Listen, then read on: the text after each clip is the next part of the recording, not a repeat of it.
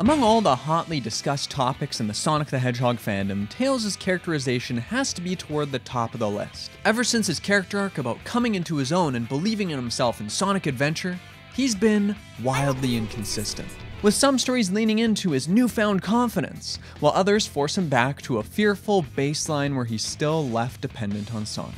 As such, there's a lot of discourse about how Tails should be handled, since he already went through this adventure arc. Should he be afraid anymore? Should the writers be leaning into this side of his character? And does eventually combining it all together into a character arc about growing up actually fix anything? And yet, as I watch these debates from the sidelines, I find it hard to really care all that much, if at all, because I already know who my favorite version of Tails is. He's the Michael Jordan of the Freedom Fighters, baby! What immediately makes our little fox friend feel very different from his video game counterpart is that Archie Tails hardly ever struggles with self-doubt. Nah, he believes that he could take on the likes of Robotnik no problem. The real issue is that his friends don't take him seriously. They don't put respect on his name. How dare they? He's Captain Super Foxman, the mutant cyborg clone. I'm gonna take on Robotnik single-handed! Old Blubberbolts doesn't stand a chance against me! Luckily I'm not the overconfident type. Aha! There's his obese silhouette now! Increase to full speed! Charge! Ow! Really, Archie Tails' first lesson couldn't be much further from what he learns in Adventure. Like in his first solo adventure in the comic's 4th issue, he's quickly captured and needs to be rescued by Sonic. And though he vows to look before he leaps from now on, well, that doesn't quite pan out. Because even after another rescue from Sonic due to his ego, needing Antoine and Bunny's help in cleaning up one of his mistakes, or getting his heart enslaved by Robotnik's robotic ruse, he consistently returns to his brash baseline.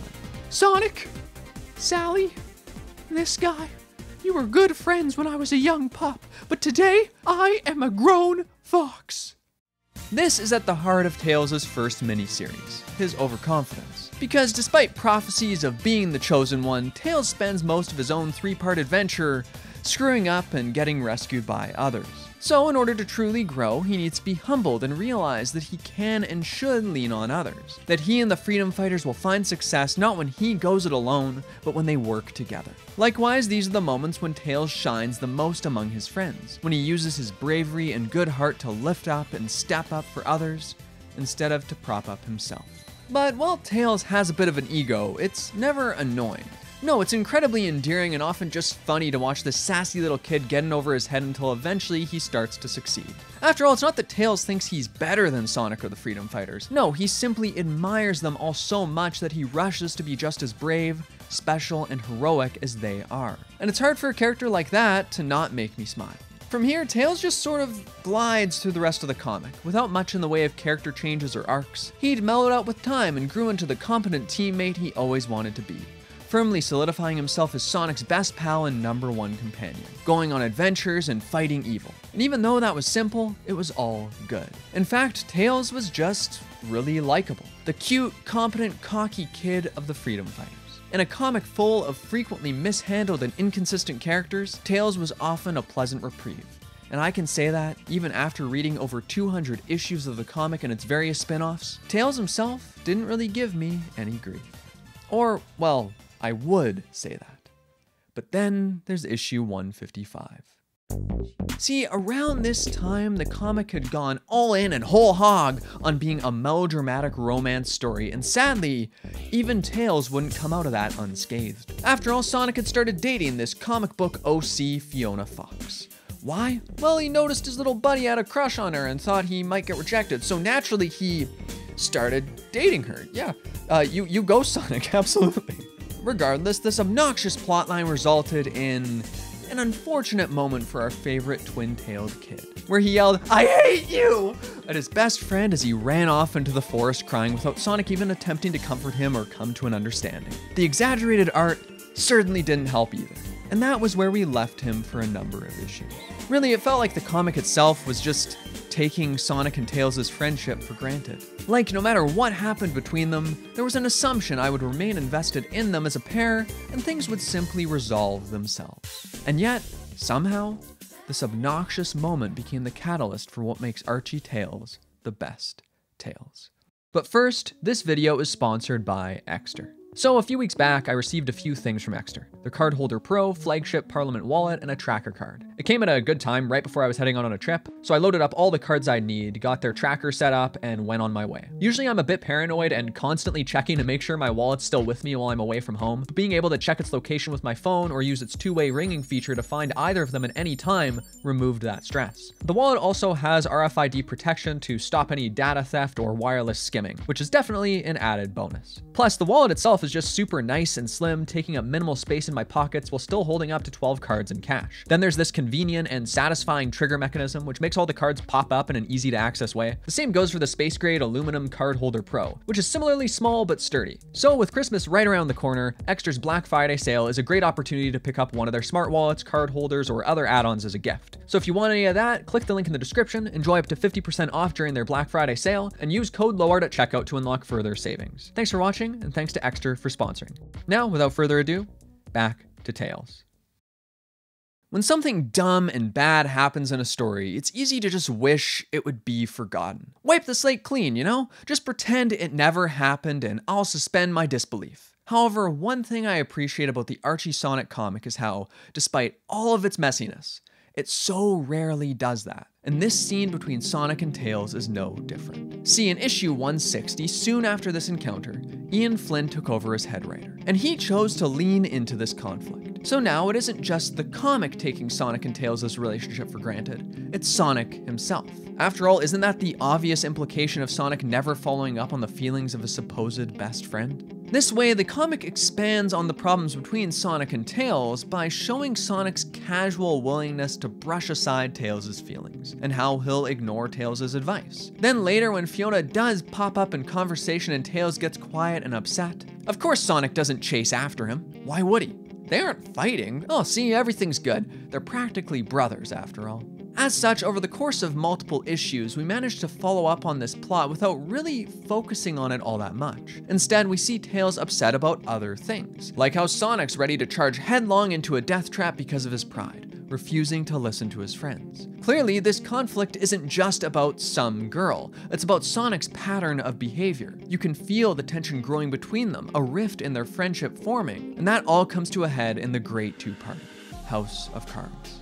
See, at this point, the Freedom Fighters have only just managed to win back their home from Eggman, and Tails' father has some plans. While he was abroad in space, he learned about new systems of government, and he wants to bring democracy to the Acorn Kingdom. Of course, that means the monarchy needs to give up their power, and so he leads a protest demanding that the king step down. Naturally, this frustrates Sonic. Tails only just got his family back, and now his dad pulls this stunt, landing himself in jail. What kind of parent wouldn't at least consider how this might make Tails feel? All while Sonic confidently voices those feelings right in front of Tails. After all, to Sonic, he's defending his best buddy.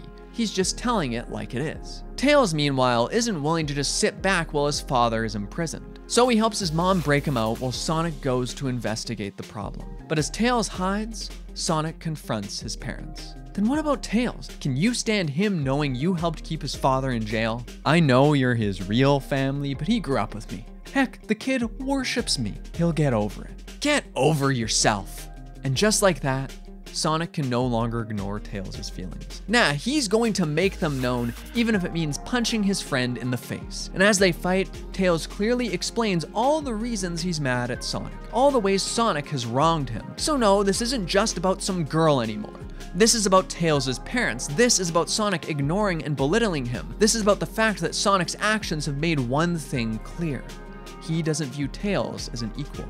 He takes Tails for granted. I love everything about this. Way back at the beginning of the comic, these were the exact sorts of feelings Tails dealt with. At the time, they were simply filtered through a comedic lens, through the fact that Tails actually was a little kid who needed people to look after him. However, even if he's still a kid, he's also proven himself as a hero time and time again and shown that he should be the other freedom fighters' equal. But his best friend still isn't showing him that respect. He still doesn't feel seen.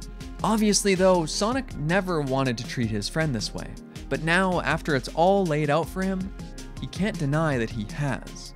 He just hadn't thought it through, hadn't properly taken the time to see things from Tails' perspective because, just like with everything else in his life, he just does. I've been a jerk to you, man. I didn't mean it, but that doesn't change the fact that I was. I am truly sorry I hurt you, little bro.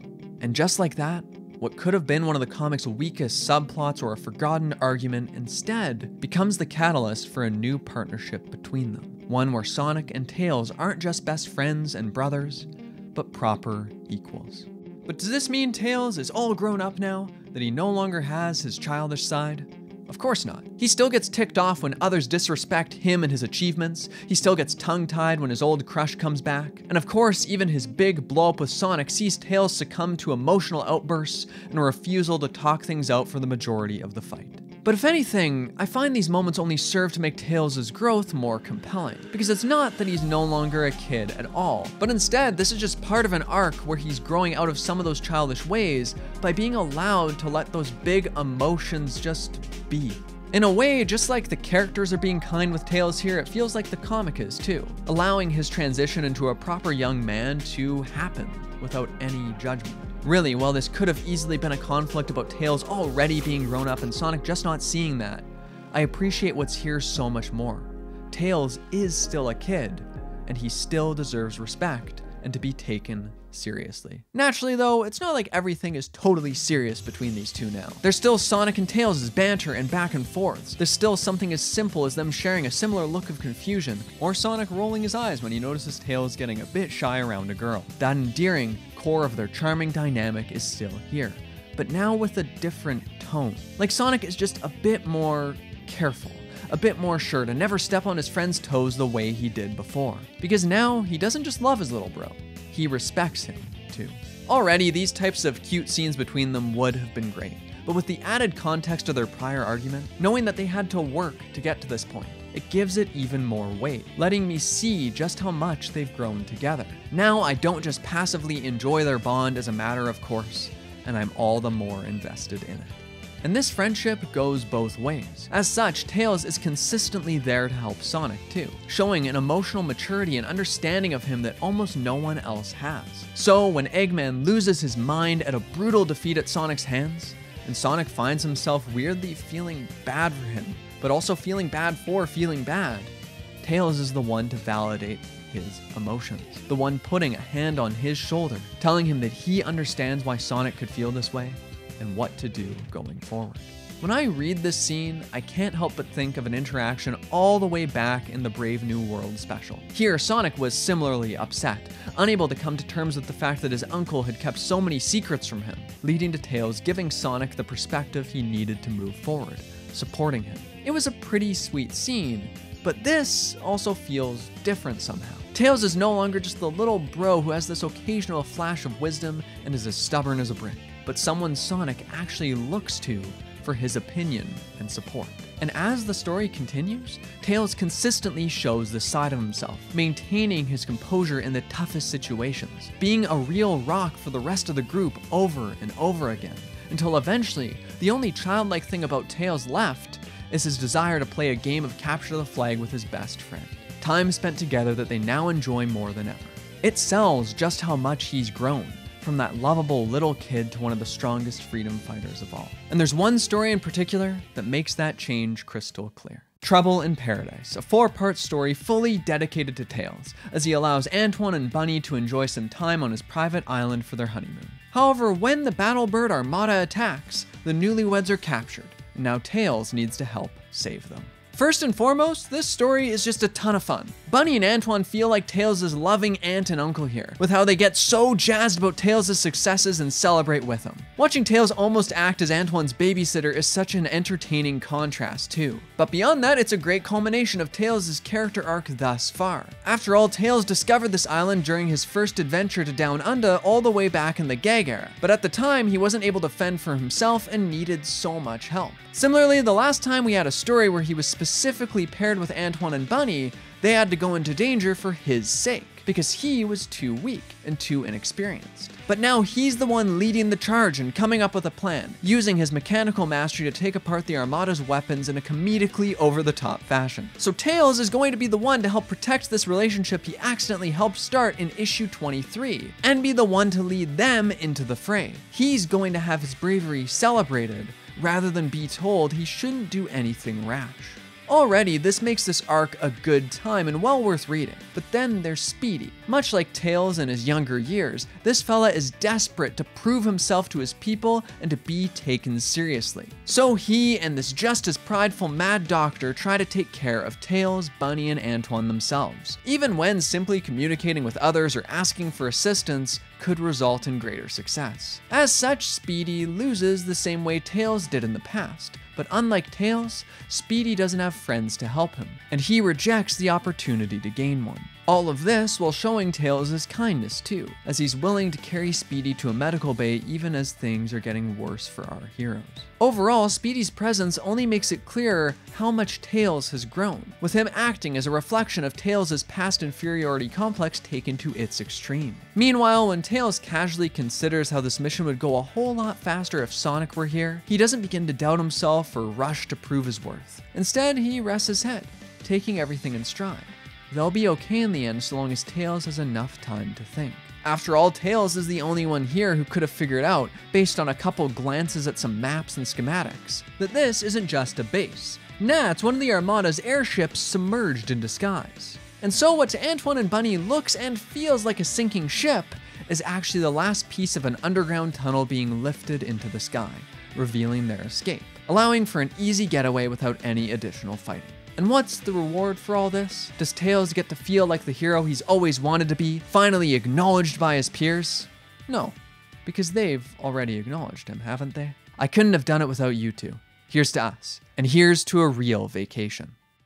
All of this is great, and yet, when I think of why I love Archie Tails, this story isn't the first one that comes to mind. No, that would have to be this scene, a scenario far more dangerous and serious than merely preserving a nice vacation, and a moment that solidifies Tails' transition into the final form of his character. At this point, the Freedom Fighter's AI companion Nicole has been possessed by a maniac technomage. Though Sonic and Sally go to rescue their friend inside the computer, another hero decides it would be better to destroy her, thinking that this mission is a lost cause that he's seen play out before.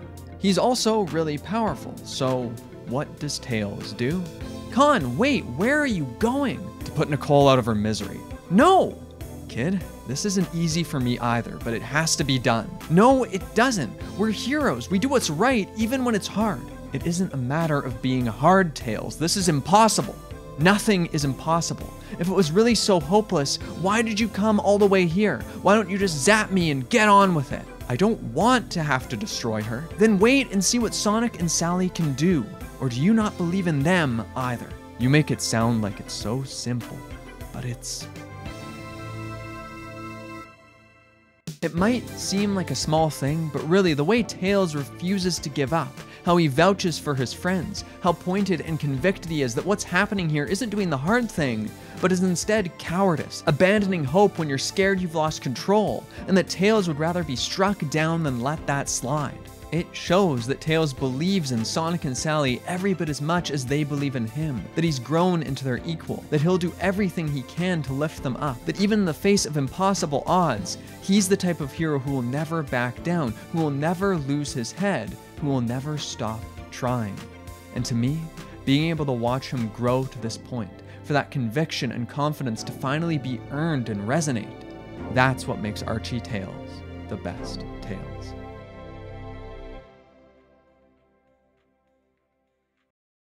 Hey there folks, hope you enjoyed the video. As always, just wanted to say thank you to my patrons whose names are scrolling on by, and yeah, if you enjoyed the video, feel free to subscribe. There's a bunch more Archie Sonic stuff to watch. I've got one coming up on Amy soon, and then just other videos on things I'm interested in. So thanks for watching, and I hope you have a good one. Bye-bye for now.